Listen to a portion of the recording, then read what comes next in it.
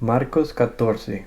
Faltaban solo 2 días para la Pascua y para la fiesta de los panes sin levadura.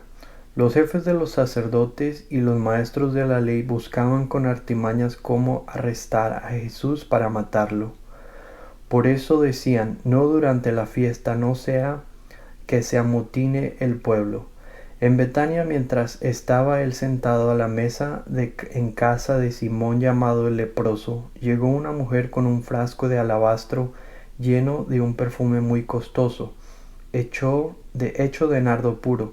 Rompió el frasco y derramó el perfume sobre la cabeza de Jesús. Algunos de los presentes comentaban indignados: ¿para qué este desperdicio de perfume? Podía haberse vendido por muchísimo dinero para darlo a los pobres. Y la reprendían con severidad. Déjenla en paz, dijo Jesús. ¿Por qué la molestan? Ella ha hecho una obra hermosa conmigo. A los pobres siempre los tendrán con ustedes y podrán ayudarlos cuando quieran, pero a mí no me van a tener siempre.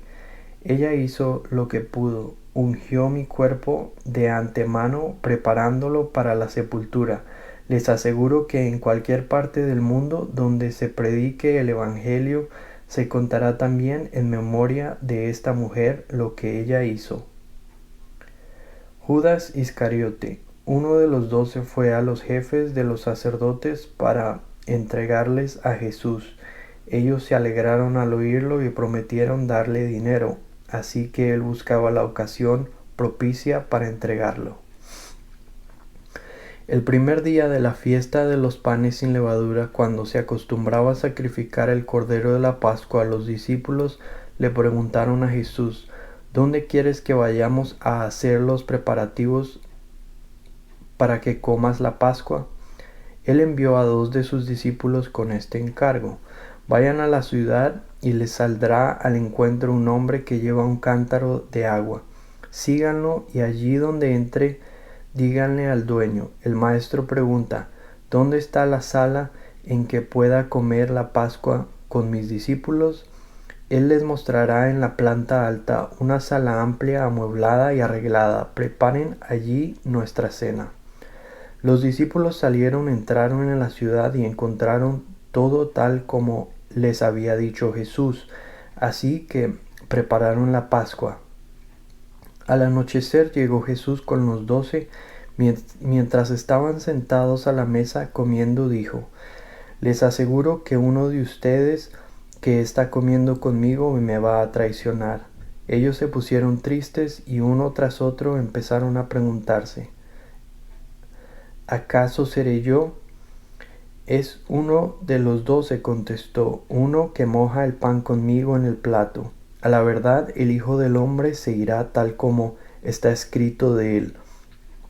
Pero ay de aquel que lo traiciona. Más le valdría a ese hombre no haber nacido. Mientras comía, Jesús tomó pan y lo bendijo. Luego lo partió y se lo dio a ellos diciéndoles: tomen esto, es mi cuerpo. Después tomó una copa, dio gracias y se lo dio a ellos, y todos bebían de ella. Esto es mi sangre del pacto, que es derramada por muchos, les dijo. Les aseguro que no volveré a beber del fruto de la vid hasta aquel día en que beba el vino nuevo en el reino de Dios. Después de cantar los salmos, salieron al monte de los olivos. Todos ustedes me abandonarán, les dijo Jesús, porque está escrito: heriré al pastor y se dispersarán las ovejas. Pero después de que yo resucite, iré delante de ustedes a Galilea. Aunque todos me abandonen, yo no, declaró Pedro. Te aseguro, le contestó Jesús, que hoy, esta misma noche, antes de que el gallo cante, por segunda vez me negarás 3 veces. Aunque tenga que morir contigo, insistió Pedro con vehemencia, jamás te negaré. Y los demás dijeron lo mismo. Fueron a un lugar llamado Getsemaní y Jesús les dio a sus discípulos.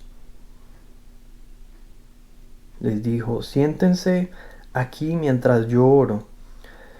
Se llevó a Pedro, a Jacobo y a Juan y comenzó a sentir temor y tristeza.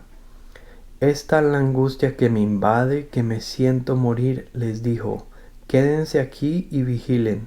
Yendo un poco más allá, se postró en tierra y empezó a orar que, de ser posible, no tuviera él que pasar por esta hora. Decía: Abba Padre, todo es posible para ti, no me hagas beber este trago amargo, pero no sea lo que yo quiero, sino lo que tú quieres.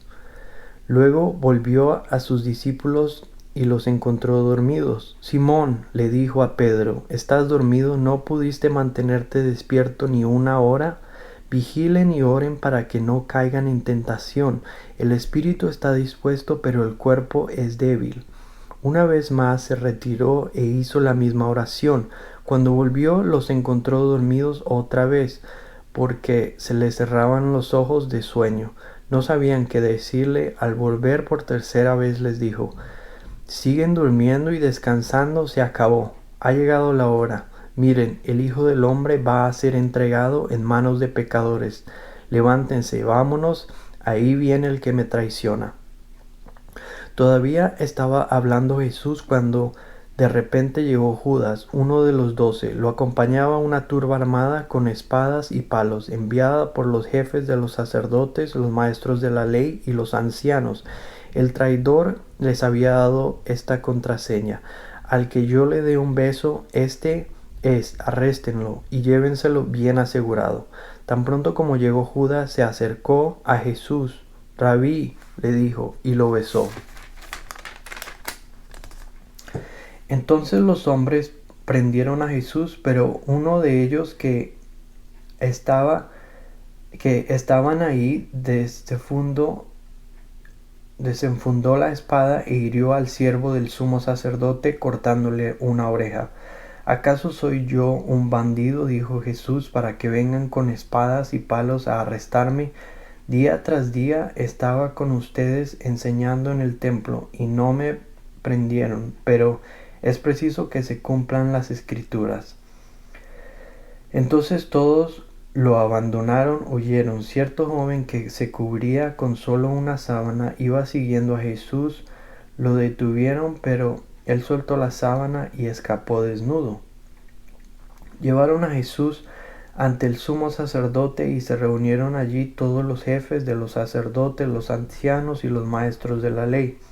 Pedro lo siguió de lejos hasta dentro del patio del sumo sacerdote. Allí se sentó con los guardias y se calentaba junto al fuego. Los jefes de los sacerdotes y el consejo en pleno buscaban alguna prueba contra Jesús para poder condenarlo a muerte, pero no la encontraban.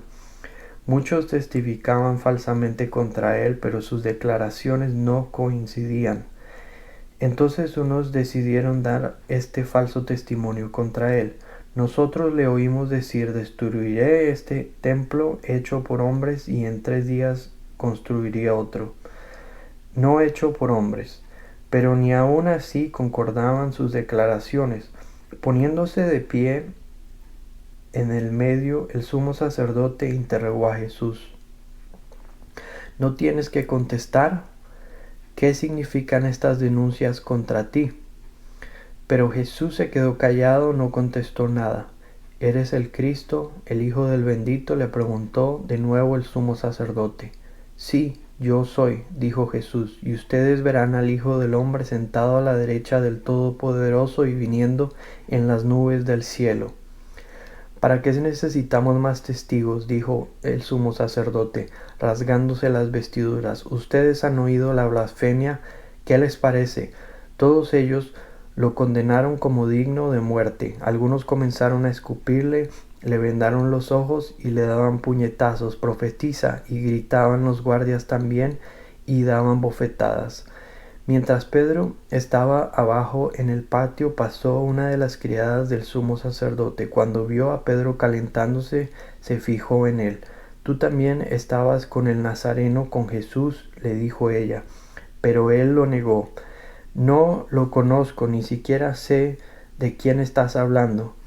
y salió afuera a la entrada. Cuando la criada lo vio allí, le dijo de nuevo a los presentes: Este es uno de ellos. Él lo volvió a negar. Poco después, los que estaban allí le dijeron a Pedro: Seguro que tú eres uno de ellos, pues eres Galileo. Él comenzó a echarse maldiciones. No conozco a ese hombre del que hablan, les juró.